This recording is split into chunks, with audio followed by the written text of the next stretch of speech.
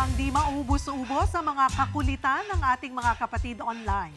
Sakto ngayong tag-ulan dahil bumabaha rin ang kanilang mga makukulit na post. At kasama riyan yung ilang eksena tuwing tayo nakakaranas ng baha. Tampok yan sa kwentong sang minuto.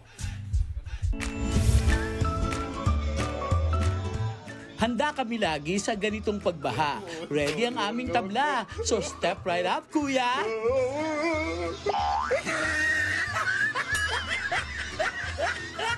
Kuya! Yung nakaisip ka ng paraan para di mabasa, kaso di nakisama ang upuan. Meow! Hala, pati yung pansit, pumopole dancing.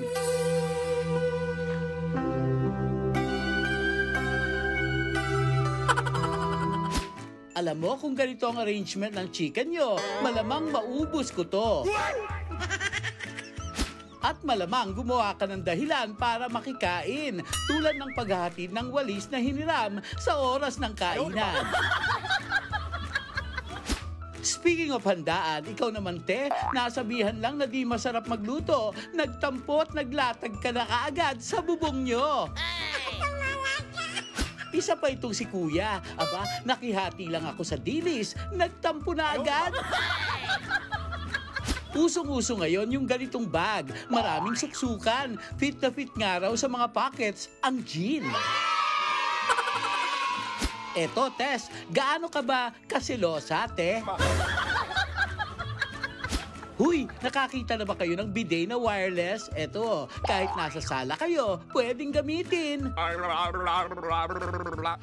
Nagbabalita mula sa Frontline, ay, nasa bucket list ko to, ang marating ang mountain resort na palautot. O tara, sabay-sabay!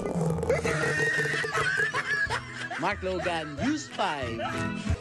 Mga kapatid, Cheryl Cosim po, huwag maging huli at maging una sa lahat sa balitaan.